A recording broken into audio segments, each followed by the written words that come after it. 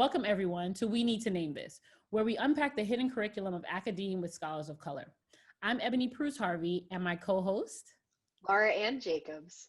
We're going to be here talking with Dr. Michael Moses II, and today's episode entitled Conquering the Academic Interview Process.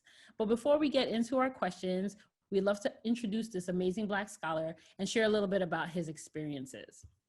So Dr. Michael W. Moses II is a UC Chancellor's Postdoctoral Fellow at UC Riverside's Graduate School of Education. He received his PhD in education from UCLA and specializes in critical race studies, racism in higher education, and qualitative methodologies. His scholarship focuses on the experiences of students of color and the racialized implications of qualitative methods to better understand the mismatch between the rhetoric and practice of institutional diversity. Dr. Moses has extensive experience and interdisciplinary expertise as a writing consultant, working with underrepresented scholars on various projects, including fellowship applications, job market documents, and dissertations and theses. Dr. Moses loves to nerd out about the job market in his spare time. What's that? He consults with folks on their job market progress, from writing of their materials to navigating their campus visits and negotiations.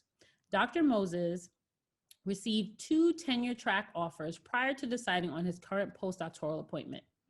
He credits much of his knowledge about the job market to his experience as a student representative on a faculty search committee and reading academic self-help literature, including Carrie Ann Rockamore's The Black Academic's Guide to Winning Tenure Without Losing Your Soul and Karen Klensky's The Professor's In. So, thank you so much for joining us today, Michael. And Laura Ann's going to start with our first question, and we're looking forward to nerding out with you on talking about the job market. Yes. Thank you so much for joining us. Would you like us to call you Michael or Dr. Moses? Michael is perfectly fine. Okay. All right, Michael. So this series, we're talking a lot about different stages of the job application process, whether it's like writing the portfolio pieces. In this episode in particular, we're talking about the interview. So I'm wondering if you could talk about how important is the job interview in the application process, and maybe what strategies you suggest to prepare. Yeah, good starting question. In regards to the importance of the interview process, I think it's equally, if not more important than other aspects of the job market process. So it's equally important in the sense that every sort of stage of the application process is to really whet the reviewer's appetite into regards to who you are as a scholar, what you can provide them in their needs, and why they should be hiring you, right? So when you first submit your CV, your cover letter, your teaching statements, et cetera, that's to whet their appetite to get them to give you an interview. Same thing with the interview. It's to whet their appetite to entice them a little bit further to give you an invitation to campus for further in-person, or in this day and age, virtual interviews.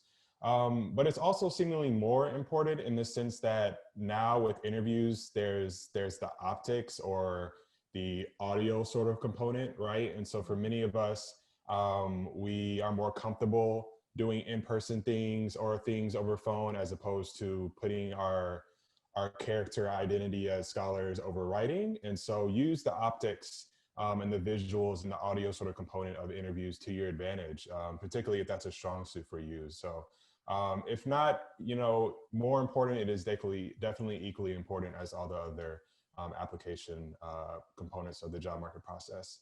In regards to strategies, I would say primarily 2 things. 1, do your research, but then also rehearse. To the point of research, there's quite a bit, even though we do need to name this, there's quite a bit of Googling that you could do in regards to questions that may come up in academic interviews. So do your research on what sort of questions are out there. We can talk more about that in a second. But also do your research on the department and program and the position that you're applying for. So the general call will provide you some guidance of what their needs are, but you're gonna have to do some more research on like who's actually in the program, who's on the search committee. Once you have an interview, you can ask, who's gonna be on the search committee, who's gonna be interviewing you, and do some research on what is already existing and offered in the program, because you may get a question specific to, what sort of collaborations do you see in the department as an applicant for this position, right? Or what sort of partnerships and points of synergy do you see in applying for this position? And so you want to do your research in those areas as well. And then lastly, it is important to rehearse, but I want to be mindful in saying you do not want to over rehearse. You do not want to look like me in my first interview at a research institution where I was sounding like a robot, and it just wasn't a good situation, right? It's okay to be nervous.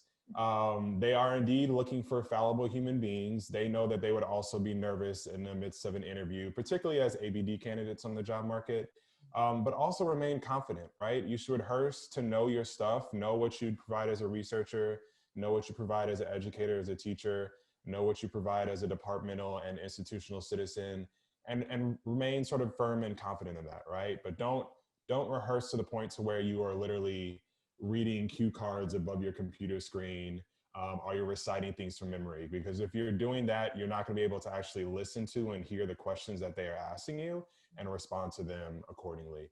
So those are some general things that I provide as a response to what sort of strategies can you employ. Do your research, but then also rehearse, and rehearse confidently. Thank you. And I guess also we were talking a little bit before we started the episode. There's like different types of kind of interviews. There's this like initial interview. There's maybe an interview or a campus visit, which are not happening right now, and then a job talk maybe. Like, how are those? How are those things different? Yeah, so that's in regards to strategy as well. It's important to be mindful of the fact that no process is the same. The process that I sort of encountered may be different from the process that Ebony encounters, Laura Ann encounters, other folks encounter. So do know that what you experience may be different from your colleague who's also on the market. So usually what you'll see is that after the initial intake of applications, reviewers, search committees do some sort of review of applications, and then they create a long short list, if you will, of candidates that they want to know more about, right? Like they're interested in their dossier and they want to learn more about, particularly if the applicant pool is rich and there's a lot of viable candidates. They do interviews to learn more. These interviews are usually around 20 to 30 minutes. Back in the day, they were either at conferences or over the phone. Nowadays, usually they're over Zoom, and sometimes even when they're over Zoom, the committees instruct folks to just turn off their camera and it's just still over audio, right? So it really just depends. Other platforms that have been used is like Webex, other sort of virtual sort of telecasting platforms. But in some cases, well, after that initial interview, if again, you whet their appetite further and they like you a lot, you'll get an invitation to campus. And that's usually where you see the job talk, or teaching demonstration. Sometimes I've heard of some cases where, you're applying to a teaching institution and you'll have a teaching institution before you get, a teaching demonstration before you get the formal invitation to do a more substantive, multiple interview campus visit. But that's usually sort of the rhyme and reason in the science. An initial interview that's shorter, and then a full invitation to campus. And that full invitation to campus, either virtual or in person, is usually a full day or so of interviews with various stakeholders, right? So you're usually gonna have an additional interview with the search committee, where you'll likely be asked the same questions that you were asked in the initial interview. Do not freak out by that. Just restate the things that you said before, because again, we're all pressed for time, we're all inundated, and they need refreshers about the things that you've said, right? You'll probably have interviews with other faculty members in the department. They may ask you if there's other stakeholders on campus that you want to meet with. Use that to your advantage to learn more about if this is the institution that you want to go to. You'll likely have meetings with the department chair and then also the dean. We're going to talk about negotiations, so I'll save my thoughts about meetings with deans then. And you might have an opportunity to meet with students as well. And so the full day of interview is legit a full day affair. And that's a whole nother conversation. But there are rare cases where you may get an invitation to campus straight from the submitting of your application materials. And that usually indicates that the pool of talent wasn't that strong, and they just know from the applications that they received that these are the people that they want to interview on campus. But that's usually a rare circumstance. So those are some of the differences in like what interview styles you may encounter as an applicant on the market. Okay, so Lauren, do you have a follow-up question? Because I have a couple. No, I just want to say that I'm freaking out a little bit, but I appreciate all the wisdom and insight. But I'm like, Well, wow, the other that's a strategy big is like, process. but enjoy yourself amidst the process. And so Yeah. I can Okay. talk more about that later. Yeah. But yeah. Okay.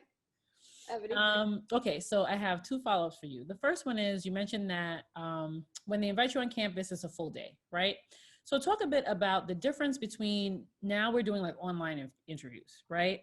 And so a full day for me when I did my online interview was like 5 to 6 hours, whereas when I went to a campus, I was there for a day and a half. Sometimes it's 2 or 3 days. So can you talk a little bit about the differences, but also kind of like the feel, because it feels different going on campus, at least for me, and then doing it online. It's a just a different feel. Yeah, no, there's definitely a different field. Firstly, again, it really depends, right? Like I've had some colleagues this market cycle. I have one colleague today who has a full 9 to 5 back-to-back schedule of virtual, meetings with folks, and it's exhausting, right? Because we've all experienced Zoom fatigue. I've had some colleagues this market cycle who have had 2 full days of Zoom interviews. So it really just depends, and count your blessings if you are interviewing at an institution that is mindful of Zoom fatigue, Mm-hmm. because it's a little bit more pernicious in the sense that when you are invited to in-person campus visits, you are wined and dined.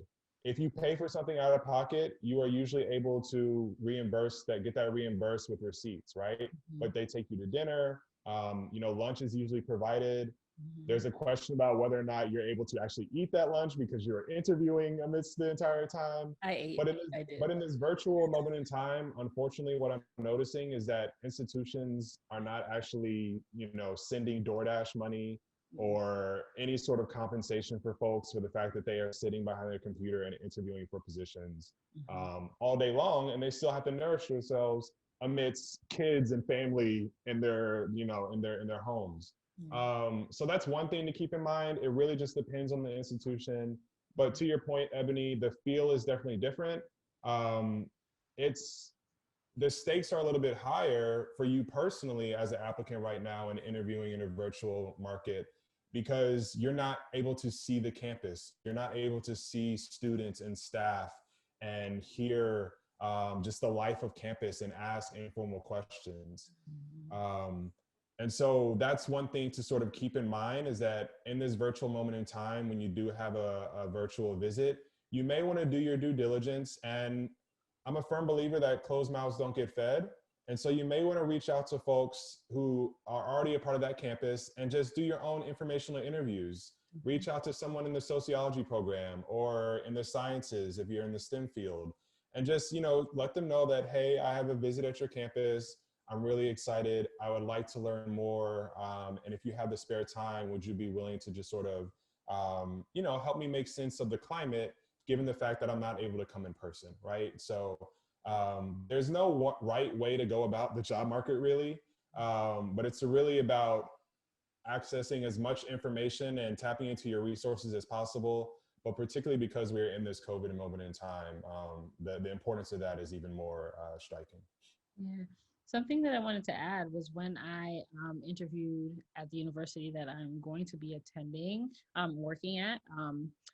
I asked before, so when I got an offer, I asked, hey, can I come and visit the campus? Now, the thing is, it's like, there was no one on campus, right? It's crickets, no one's there, But one of my now colleagues was so nice to say, oh, you know what? Come on a Saturday. I'll show you around. And she just gave me like a tour of the campus. She talked to me about, just the students and the history of the university. And it was just nice to, even though the campus was like literally empty because it was like Christmas holiday, it was like really nice to just walk around the campus and just to see where I would be.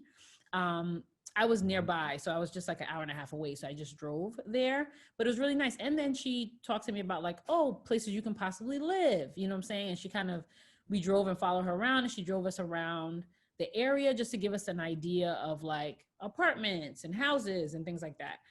It was super nice of her. I just reached out to the dean and I said, hey, I'm nearby. Is there any way that I can come visit? And he talked to the search committee, and someone on the search committee volunteered to show me around. So that's also a possible option in this time when, yes, you won't see all this, maybe not see all the students on campus, but you'll be able to get some kind of feel and maybe even see your colleagues before you make a decision. So that made me, your comment made me think about that. So Just to underscore that example, Ebony, closed mouths do not get fed. If Ebony wouldn't have asked if that was a possibility, she wouldn't have known whether or not she could actually, visit the campus. And so, it's okay to ask questions that you think are unconventional, because a lot of times the market has changed so much that the folks who are reviewing us and hiring us, they couldn't even fathom getting a job in today's climate, right? So it's important to ask questions that are important to you, because no one else is going to know what's important to you and your needs unless you actually advocate for yourself and ask those questions. So that's just a one of many examples where you're not going to know until you ask. And so, yeah, I would encourage you to ask whatever is important for you in the market cycle. Yeah. So another follow-up question from your earlier comments was meeting students. So it's a little bit easier to meet students when you were in person than it is virtually. So when I was in person, I asked like in an email, I was like, is there going to be a possibility to meet students?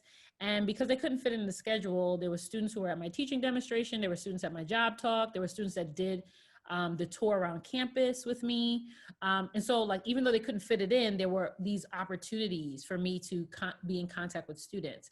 Now that we're in virtually, how might that look? Or have you heard or seen what that might look like in terms of us being able to, if we're interviewing, have contact with students? Yeah, that's a good question. I mean, if it's an institution that's doing a good search, they should make sure to have students on your schedule for the full day of interviews. Whether it be in a teaching demonstration or meeting with the students, whether it's grad students or undergrad students at a teaching demonstration, it should be scheduled into your time for the full day of interviews. And again, if it's not, it's all worthwhile to ask, are you going to have contact with students? Because that should inform your decision about whether or not you go to that institution.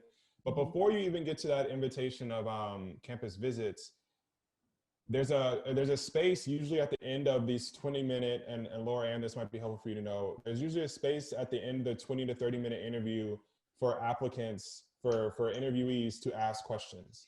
And one of the questions that you can ask, and I think it's becoming of you to do so because it demonstrates your interest in them, is just to, ask like, I'm excited about the potential courses that you all are offering in this particular area. Could you tell me, a little bit about what the students are interested in? Are they interested in critical frameworks? Are they interested in research? That demonstrates, one, you're interested in the position and just really wanting to be there. But then two, you get to learn a little bit about like what the students are actually like. Because let's be clear, students are different across institutional contexts and regional contexts. And so that's one area where you can gain a little bit of that information without, having the in-person capacity right now. And also, I just thought of this, but like YouTube is our friend in so many capacities of life. And there are people who have YouTube accounts for like every institution. And so maybe just doing a quick Google of what folks are saying at their institution at the undergraduate or graduate level maybe of help as well. So you started answering this question, which is what are some questions that we as candidates or applicants should have for the search committee? So you mentioned if we do that 20 or 30-minute interview, those are some questions we can ask. If we get invited to campus and we are meeting with that search committee, because you have that meeting, whether you're on campus or virtual, you have that meeting just with the search committee. What are some questions that we should be asking the search committee if we, get to that point of having that longer, days-long interview?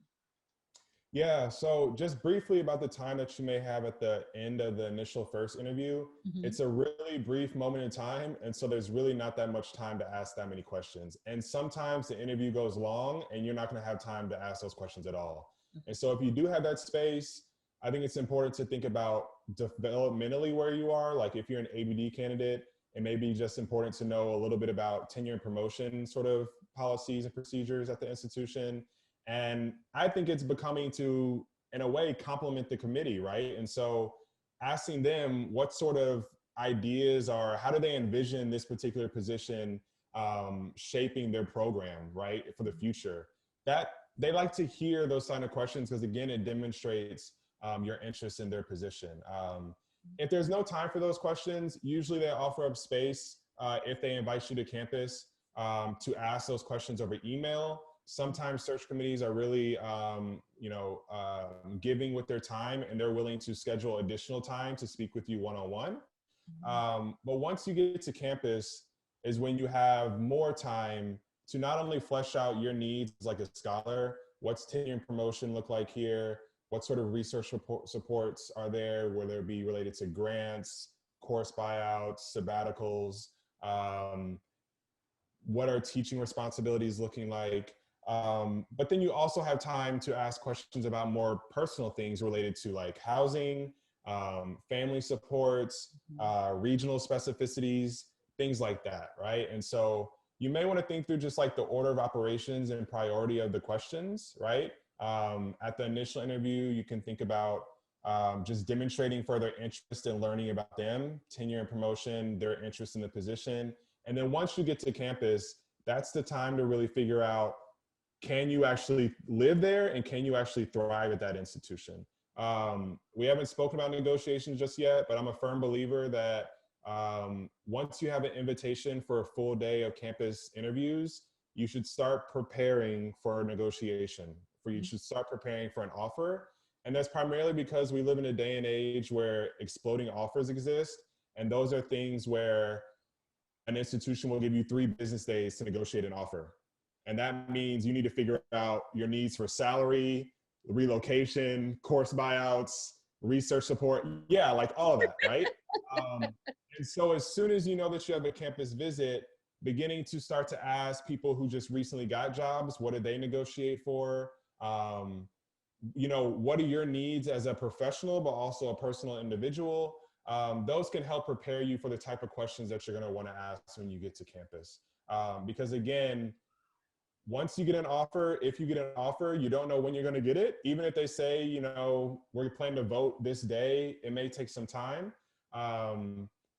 You don't want to put yourself in a space where you're disadvantaged because you weren't able to prepare as much for the financial aspects of negotiating offers, right? So once you have that initial invitation to campus, start to ask the questions that you need to really answer to know whether or not you would actually take this position if it was offered to you. Yeah, so you've given us a really good transition to thinking about negotiation. So the questions that we have was, do you ever have to negotiate salary, teaching load, startup funding, et cetera, those types of things? How did you approach negotiations? And then how were the negotiations conducted? Did you do it via email, telephone, video conference? For me, I'm just like, email seems like a very low stakes way to have a high stakes conversation. But if they're like, oh, give me a call, because my dean was like, hey, give me a call. How do I then say, okay, I'm ready to talk to you on the phone? Because I got to think in the moment. So if you can give us some tips. Yeah, so I'll start with that point. Again, it all depends. But with how negotiations happen, I'm a firm believer that as the individual offeree, if I'm going to make up a noun here, it's important to write out what you need and why you need it, right? So even if the dean wants to hop on a call, or sometimes the negotiations happen with the department chair, and they are the middle person in between, you as the job awardee and the dean, the money person. Still, even if they want to speak over phone, it's important for you to just write out like what you want and why you need it. One, you have to have a rationale for the things that you want, whether it be course buyouts, startup funds, what have you. Similar to our research, we need a rationale for the questions that we're asking, the methods that we're using. Same thing for negotiations. You need a rationale, and just write out that rationale to not only like confidently demonstrate to yourself that like, no, like I deserve this, like I need this because of this reason. But then if the dean wants to talk about it over phone, like you can either read it or just like you have that documentation for yourself, right?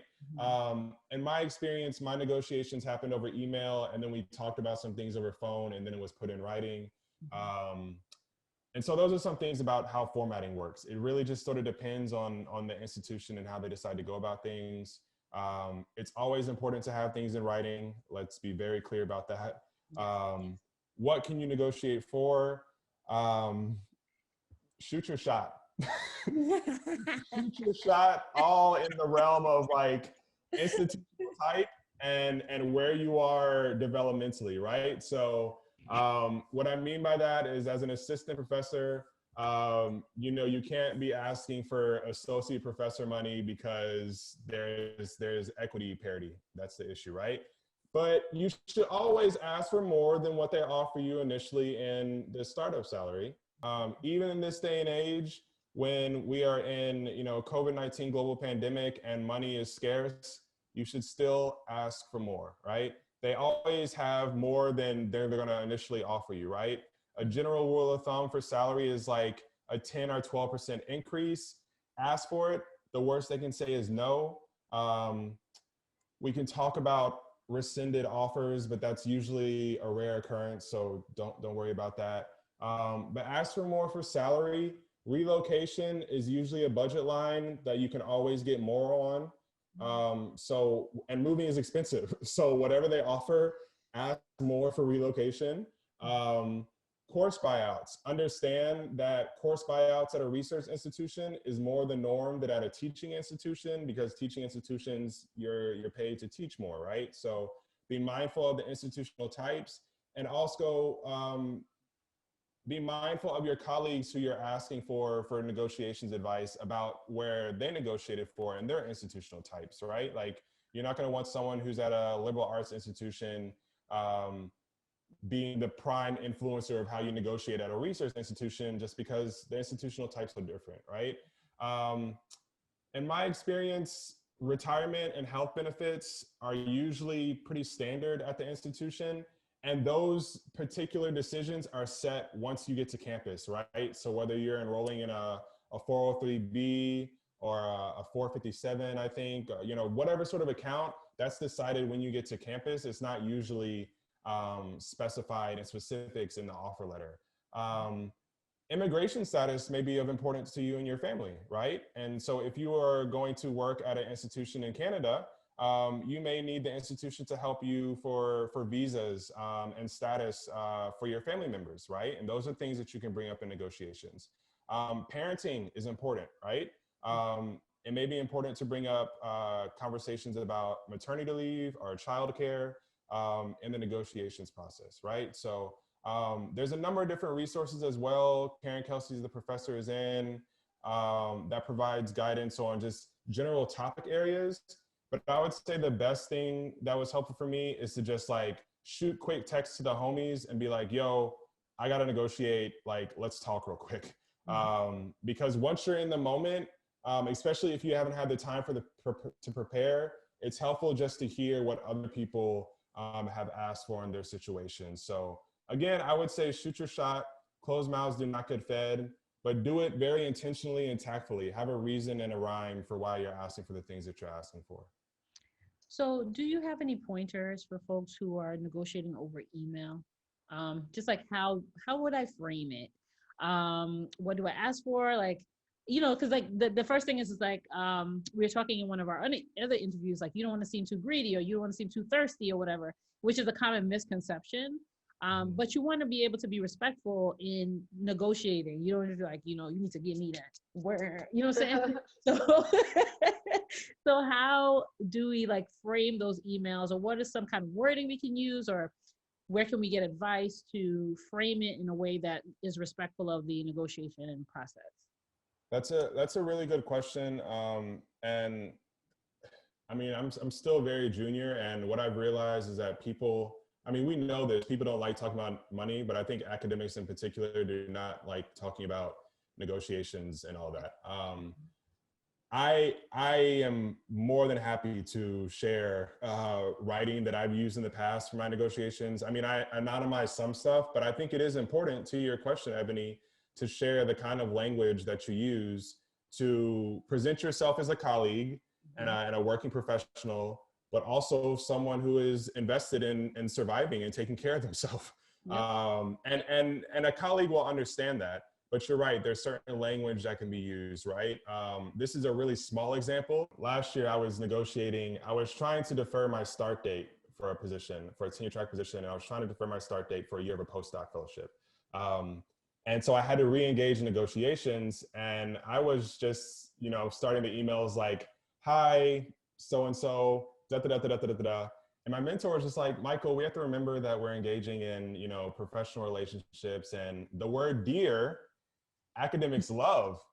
And it wasn't until she put me on that where I was just like, oh, wow, like, yeah, like dear is really endearing, and it just conveys a certain level of like collegiality and all that, especially in this moment in time where we're like, you know, establishing a professional relationship and we're asking for money. And so that's just a very small example of this larger question that you're asking, Ebony, about language during the negotiations process. In general, you know, I would just think about the tone, right? But in particular, also rest confidently in the fact that if you are asking for things that you fundamentally need in regards to thrive as a scholar, but also to thrive as just a person in that institutional context, that should be received relatively well. But also similar to how you may receive feedback on your cover letters and CVs, I would just share the language that you're using to negotiate via email or what have you with a near colleague or mentor, and just get their thoughts on it. It never hurts to get an extra set of eyes. And so those are some strategies that I would use in thinking about language to negotiate successfully. Awesome. So I'm going to pass it off to Laura Ann because she has a few questions for you. I do. I was going to ask also about the email negotiations, you know, like subject line, like negotiations, please, you know, like, you know, how, you know, this series is about, you know, unpacking the hidden curriculum. Are we allowed to call it negotiations, or is that something that we are supposed to negotiate without calling it that? No, it's clear to everyone that it's negotiations. But also I say that, and I just want to insert here. I know that as a man, my socialization around asking for things is just fundamentally different than some of our female identified colleagues. You know, it may be tricky to advocate for yourself in such behalves, but do know that it is a part of the work that we do, right, professionally. And so do know that you're not going to be, someone's not going to balk at you for asking questions about the offer and trying to negotiate things, right? In some respects, some people may expect and maybe problematically hope that you know, a female candidate doesn't negotiate because of the way that, you know, we have socialized you know, female scholars. And so that's one thing that I would keep in mind, but I would encourage all of my minoritized colleagues to advocate on your behalf, particularly around negotiations. But yes, it's called negotiations without a doubt. Okay, I just checking. You never know. Thank you, Michael. That's yeah, it's you think about the interview process and then thinking about what comes next, and you're talking about this rapid, like, you know, success of events like that can come, that you have more high stakes decision making that you have to make afterwards. Go on, yeah. One thing I want to say before you ask the next question, Laura Ann, you do not have to decide on the offer on the spot. Oh, that's a good, just say, thank you. Like, this is exciting. I'm really honored and, you know, I need a couple of, you know, days to think about this timeline. But you do not have to accept the offer on the spot. Express gratitude, ask questions, right? Ask what their timeline is, what's their procedure, and then just let them know, okay, well, I would like, you know, a couple of days to think about things. I may follow up with questions, and I look forward to getting in contact, right? But do not fall to the pressure of like, oh, you have to decide now, because that's not real.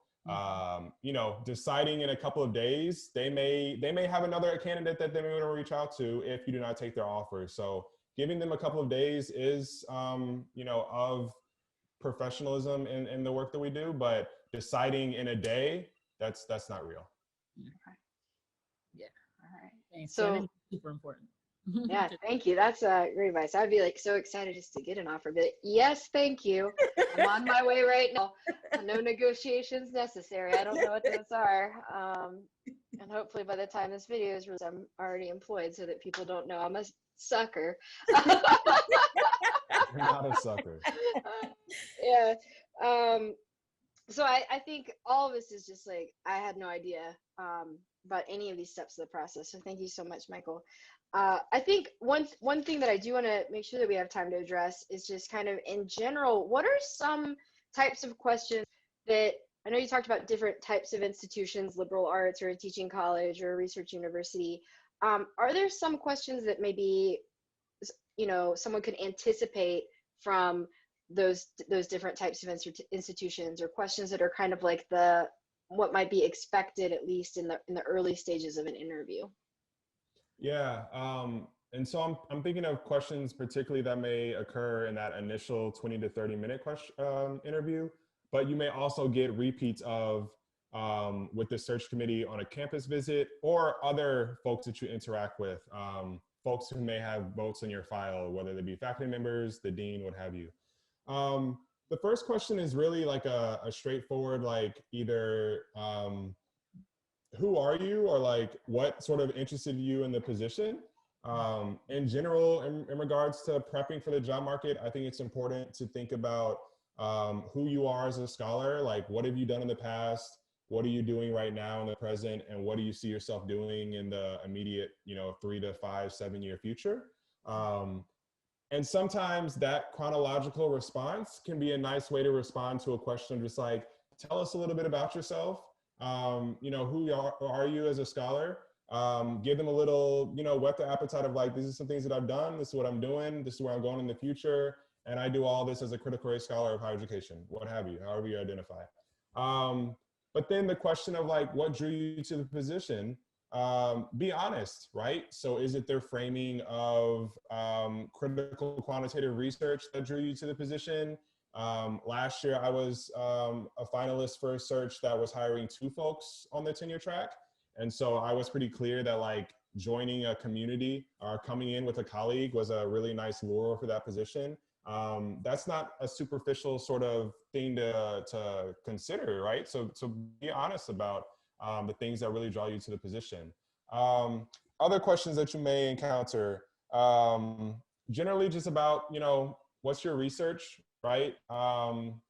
Depending on the institutional type, you may get a question about, and depending on other things that they see in your dossier, how do you see yourself applying for grants? Or how do you see yourself incorporating students into your research? But also be mindful that like this interview is to whet their appetite. So you do not, particularly if you are an ABD candidate, you do not have to tell them the full scope of your dissertation. Tell them the importance of your work, like one of the questions, one thing that you found that was interesting and why it's important. And then, just give it a nice sort of general summary to, again, entice them to want to know more. They can always ask follow-up questions, but you don't want to bore them to death with the specifics of things that you want to demonstrate, particularly as an ABD candidate, that you can pull out from your dissertation. And you've thought about how your dissertation is just one slice of a number of different things that you can do as a scholar. So there's the research questions. There's the teaching questions. Those questions are usually around like, what courses are you prepared to teach? Always answer that question in relation to what they already offer in their course catalog. And then maybe 1 or 2 classes that you're excited to develop. Some folks may ask, how do you see, or how do you integrate your research into your teaching?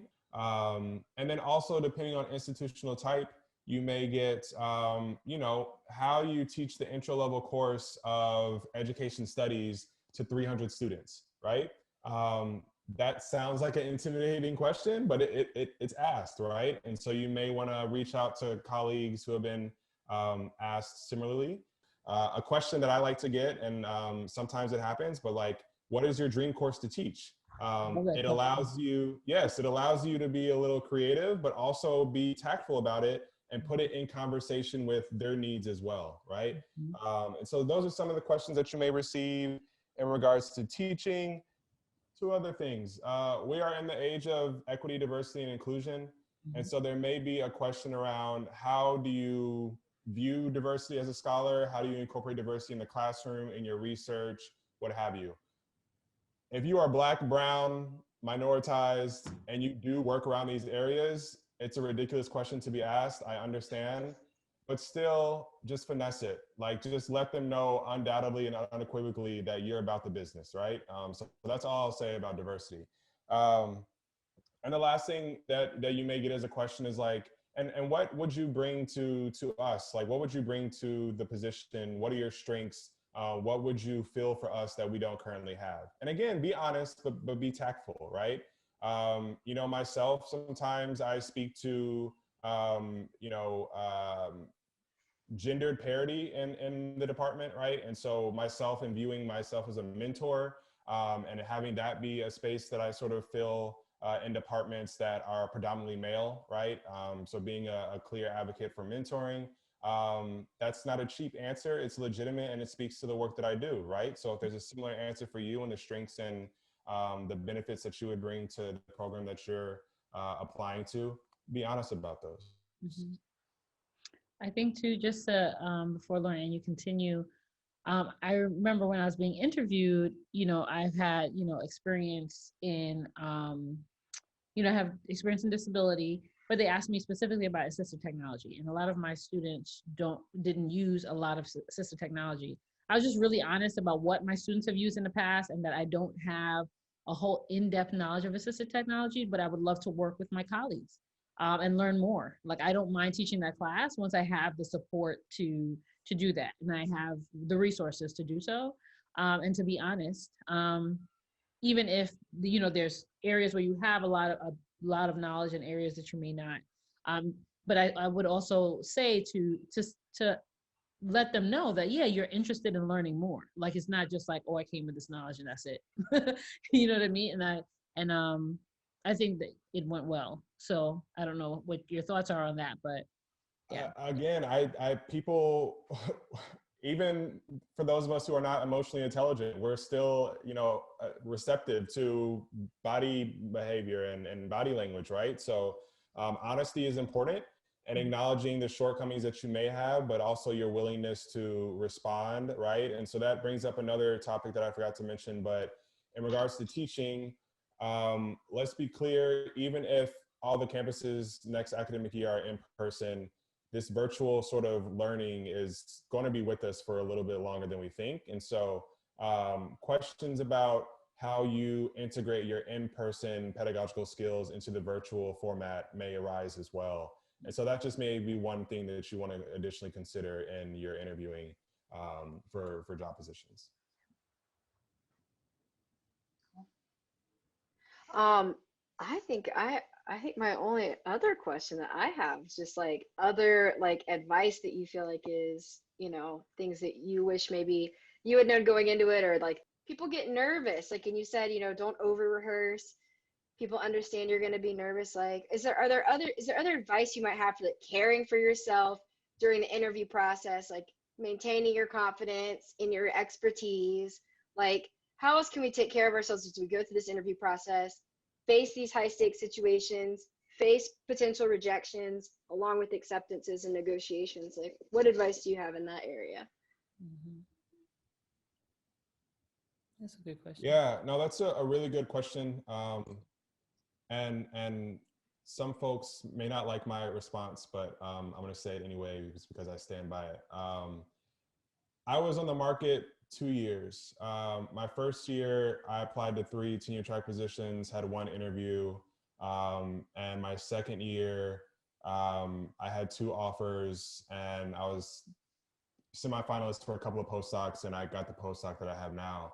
I firmly believe that the reason I was so successful in my second year is because I had a year of materials that were sort of composting and just, germinating, if you will. Mm. And that summer in July, I went at it. I just figured out what my research statement was. I worked out my teaching statement, my cover letters. Like I wrote the hell out of my job market materials because that helped me figure out who am I as a scholar? Yes. Like what have I done? What am I doing right now? And where do I see myself going? And I know that writing is difficult work. And I know that academic writing is very anxiety felt for many folks. But I'm a firm believer that writing the hell out of your job market materials not only will help you get a job, it will help you feel more confident and just assured when you're asked questions that you didn't anticipate, but you're just like, I know who I am, I know what I've done, I know what I do, I know what I'm going to do. You're able to engage in conversations, right? The interview is actually a conversation. I apologize for not bringing this up earlier. It's not a test. It's not, do you have the right answer that we're looking for? It is a conversation. We want to know what you do, and we want to know if you're a likable human being. You can't provide that information if you're trying to answer the right question, right? So knowing who you are as a scholar and writing the hell out of your materials gets you to that level of confidence. But I'm also a firm believer that if you are in academia as a career objective and you are preparing for the tenure track, working on your job market materials will help you certainly get the job, help you with your confidence, and it will help you and set you up for tenure and beyond. You will have an understanding of the publications that you're going to have in the pipeline. You will have an understanding of the research that you will do, the research that you're going to say no to, the type of service opportunities that you're going to say no to. Working on your job market materials is going to provide you a contract for yourself to let you know, this is what I'm willing to do moving forward for my own professional identity, but also personal identity. And it's going to get you to where you want to go career-wise. And so that's why I'm a big proponent in regards to strategy of like really just working on the writing of those documents, because it serves many sort of capacities. One that doesn't just serve immediate sort of benefits and returns with the job, but also just like getting you through the years of tenure and promotion. Yeah, I didn't really think of that. I didn't really think of, I've worked on my materials. I feel like, just like you said, when I came around to the second search, because I did the first job market search and then the pandemic hit and it was like no jobs.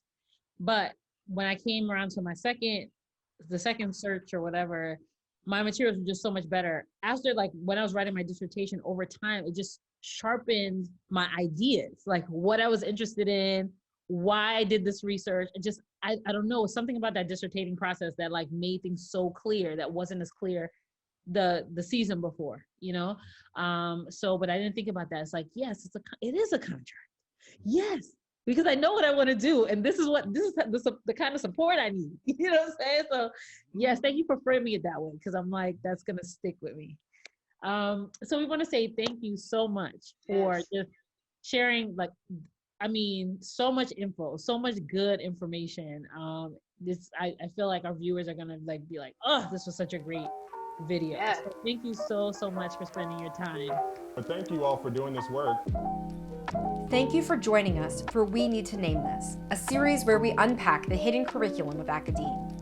Join us for our next episode, Tenure or Clinical Track, How Do I Determine a Fit? With Doctors Davy Kaznabis and Rosie Perez. For more information, visit www.weneedtonamethis.com.